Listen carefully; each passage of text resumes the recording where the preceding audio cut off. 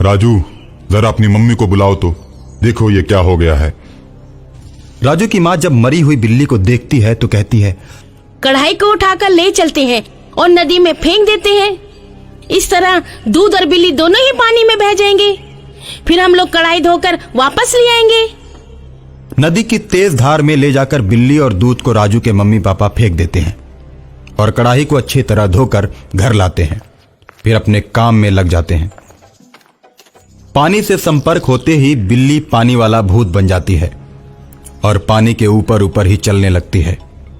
बिल्ली को पानी के ऊपर चलता हुआ देखकर लोग आश्चर्य में पड़ जाते हैं और सोचते हैं, या तो ये बिल्ली भूत है या फिर देवता है। दोनों में से कुछ ना कुछ तो जरूर है जो बिल्ली का रूप बनाकर पानी के ऊपर चल रही है। अचानक एक दिन नदी के किनारे एक शेर पानी पीने के लिए पहुंचता है। बिल्ली शेर को देखकर उसके पास आने लगती है। शेर बिल्ली के ऊपर झपट पड़ता है। बिल्ली पानी के ऊपर ऊपर ही भागने लगती है और शेर तैरकर उसका पीछा करने लगता है। बिल्ली उछलकर शेर के ऊपर बैठ जाती है और अपने पंजे उसकी आंखों में मारकर उसकी आंखें निकाल देती है। शेर अंधा हो जाता है। शेर को अंधा करके बिल्ली उसे छोड़ देती है और शेर दर्द की वजह से तड़प तड़प कर मर जाता है। नदी के तट पर बैठे मल्लाह इस घटना को देखते हैं। मन ही मन बिल्ली को देवता समझने लगते हैं। मल्लाह आपस में बात करते हैं, भाई सच में ये बिल्ली देवता ही है। अगर ये शेर को नहीं मारती तो ये शेर जरूर हम सबको मार कर खा जाता। बिल्ली ने आज हम सबकी जान बचाई। और उस दिन के बाद से मल्लाह बिल्ली को कुछ खाने पीने के लिए लेकर आते रहते हैं। बिल्ली मल्लाहों के द्वारा दिए हुए भोजन को खाकर, दूध को पीकर पानी के ऊपर खेलती रहती है। एक दिन शाम को घूमते घूमते राजू के मम्मी पापा उस नदी के किनारे पहुंचते हैं।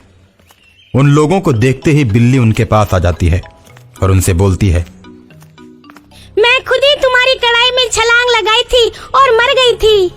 इसमें तुम्हारी कोई गलती नहीं है। अगर गलती होती तो मैं तुम्हें मार चुकी होती। लेकिन तुम मेरी बात मानो। तुम मेरी आत्मा की मुक्ति के लिए जो भी विधि विधान हो उसे पूरा करो ताकि मेरी आत्मा मुक्त हो जाए। विधि विधान में जो भी पैसे लगेंगे उसकी चिंता मत करना। मैं तुम्हें किसी न किसी रूप में दे दूंगी। राजू सोच में पड़ जाता है क्योंकि वो जानता है कि बिल्ली के बराबर सोना दान करना पड़ेगा। इतना सोना कहां से आएगा? और साथ ही पंडित और उसके सामान के खर्चे वो अलग से। राजू सोच ही रहा होता है कि तभी बिल्ली बोलती है, विधि विधान के सारे खर्चे मैंने तुम्हारे घर में पहुंचा दिए हैं। राजू, अब तुम पूजा की तैयारी करो ताकि मेरी आत्मा को मुक्ति मिल जाए। राजू अपने मम्मी पापा के साथ घर जाता है और घर जाकर देखता है झोले में भर के सोना, पूजा और खाने का सारा सामान घर में पड़ा होता है। राजू जब देखता है तो खुशी से उछल पड़ता है और विद्वान पंडित को बुलाकर बिल्ली का दाह संस्कार करवाता है और बिल्ली की आत्मा मुक्त हो जाती है। उसके बाद बिल्ली पानी के ऊपर चलती हुई कभी नजर नहीं आती।